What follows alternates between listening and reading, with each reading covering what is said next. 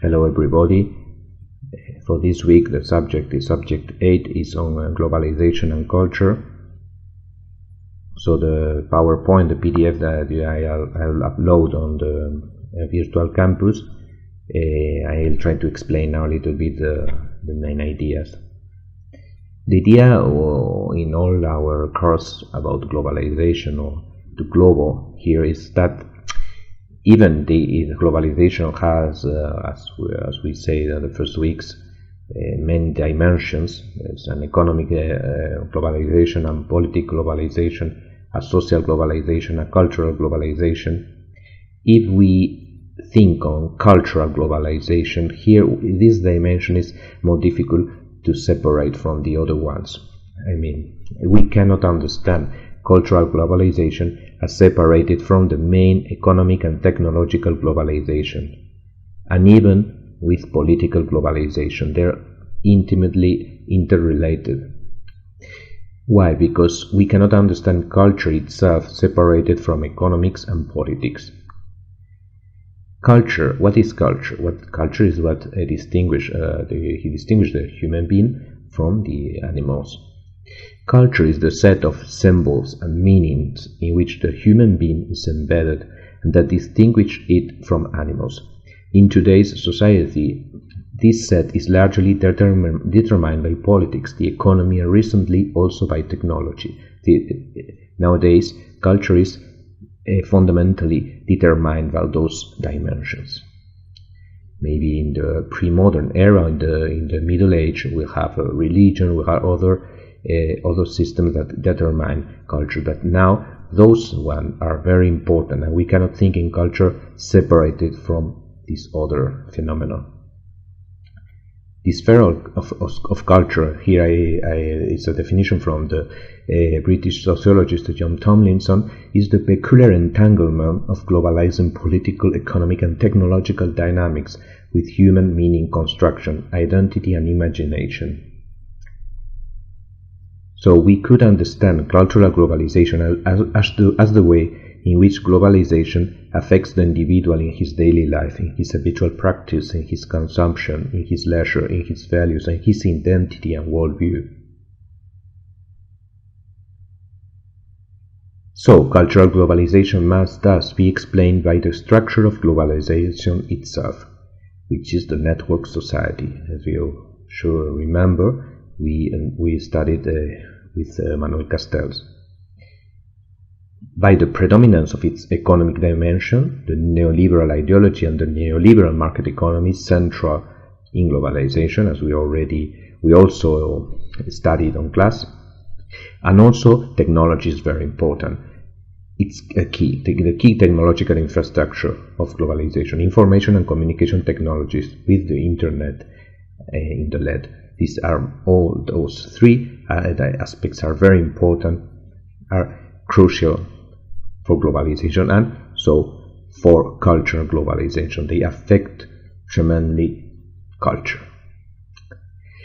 At the same time, as we also studied in our course, many times we repeated that for the majority of sociologists and anthropologists and other social scientists, the global culture is not a westernized or Americanized homogeneous culture. There's no homogenization, there's no Americanization of the world, westernization of the world, according to the vast majority of the academia. What we find in culture is hybrids. You remember the theory we studied in some course of the hybridity, I mean the cultural hybridity as a paradigm opposed to the paradigm of westernization, Americanization, homogenization, but also to the class of civilization of Huntington. So we find in culture hybrids, hybrid assemblages that connects and intersects local and global forms through multiple flows. Globalization, understood as increasing connectivity and flows, do not reduce cultural diversity, but increase it at a local level. Here I have a very simple example, the multi-ethnic food in Western cities. So, where is the space of the global? Is it global or is it local? Even if it seems a paradox. What is the global? The global is the entire physical territory of the world. or perhaps more relevantly, the entire populated territory of the world. These give us little help in understanding globalization. The global is a problematic concept, it's not a space nor an entity. So how can, therefore, define the culture, or how can, therefore, the culture of the local be affected by the global?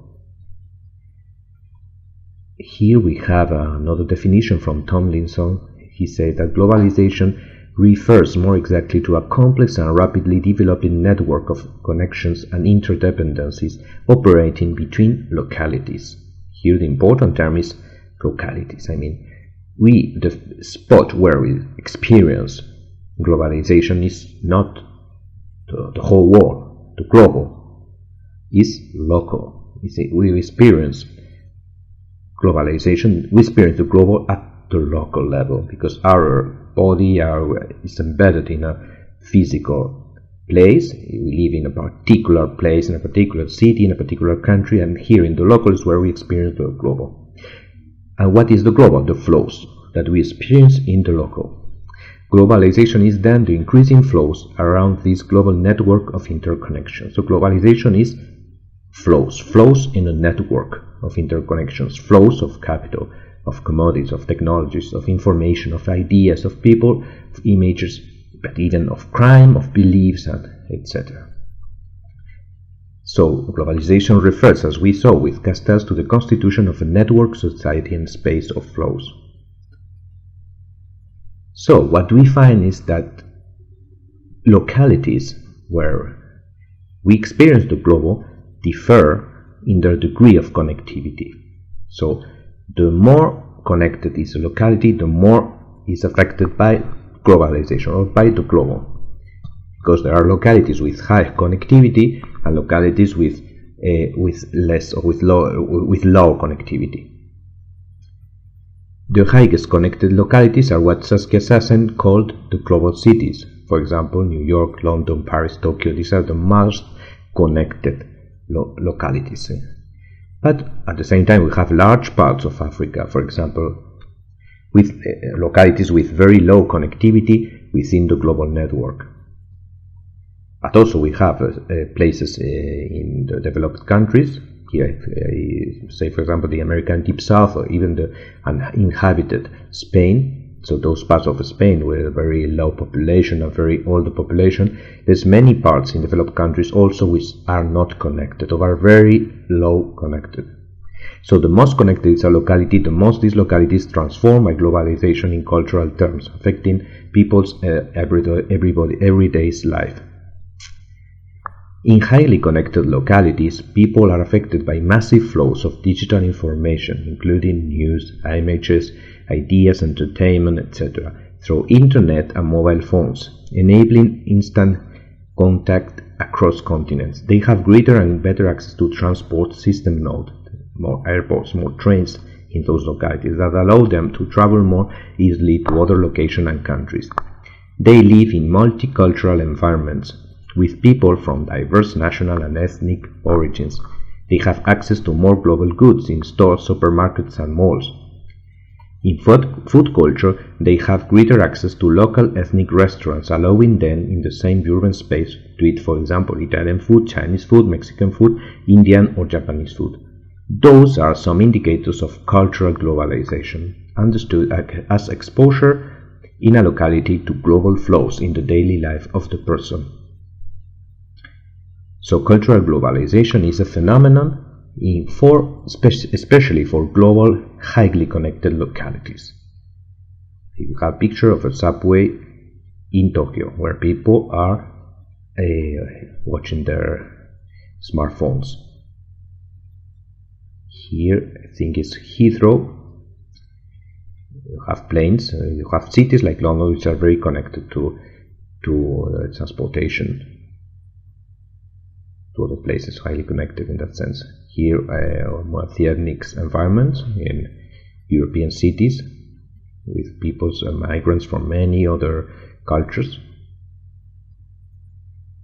Food stores with foods coming from many parts of the world. You find more in the more connected localities.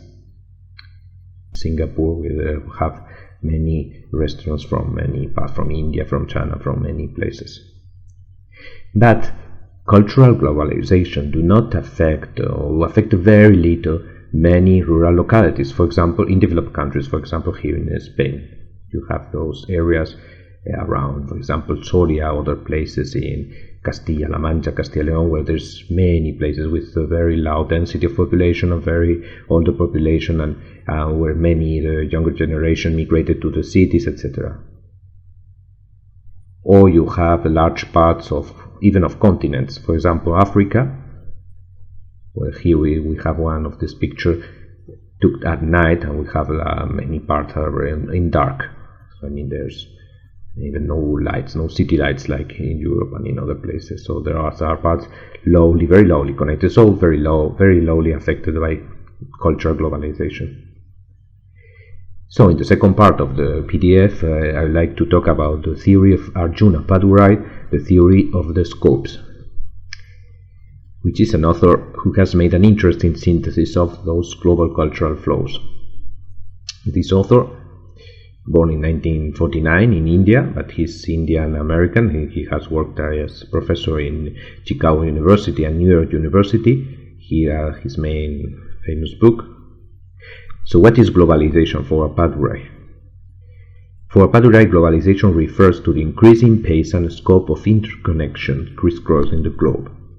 For him, the core of the process of globalization is a cultural global flow, resulting in constant intersection and overlapping between cultures. So, this cultural global flow, which for Padurai is defined,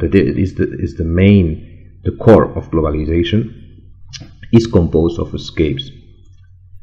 This term, this suffix, because what he studied, those phenomena are fluid and not concrete. They're related to the perspective of the situated individual or group. They shape imagined worlds, determined in large part by actors such as nation-states, multinationals, diasporic communities, etc. So for Padurai, there's 5 dimensions of the cultural global flow. He identifies 5 specific flows or escapes among the global network that compose the cultural global flow: ethnoscapes, technoscapes, ideoscapes, finance-scapes, and mediascapes. The ethnoscapes represent the movement of people around the world. The technoscapes represent the movement of technology all over the world, and how technology helps to speed up all cross-border movements. Technology can be mechanical or informational. Finance-scapes represent the rapid movement of capital and money around the world. And mediascapes represent the flows of news and information all over the world, as well as the image of the world created by these media. The ideoscapes represent the movements of ideas, symbols, and narrative all over the world.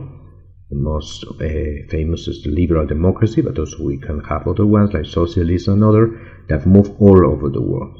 Ideas that move all over the world, ideologies. So for Padurai, those 5 flows constitute a cultural global flow that intersects and affects local cultures, shaping imagined worlds related to different perspectival constructs.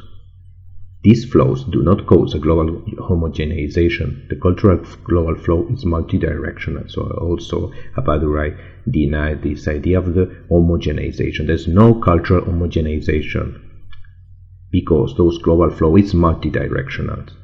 Here in the last slide we have 2 arguments from Padurai against homogenization. For Padurai, Americas or the West ridge is not so strong. We find in most places stronger influence coming from nearby cultures.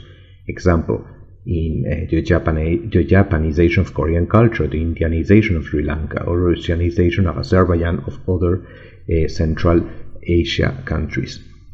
At the same time, homogenization is always countered by indigenization, where local cultures use foreign cultural influences for their own purpose and integrate them as parts of their own cultural system. Example, McDonald's in China serving also local food in the menu. So thank you very much for listening. I'll continue to give you materials on the visual campus in order to prepare for the exam. So please read those and think on those materials in order to answer the questions of the exam. Thank you very much.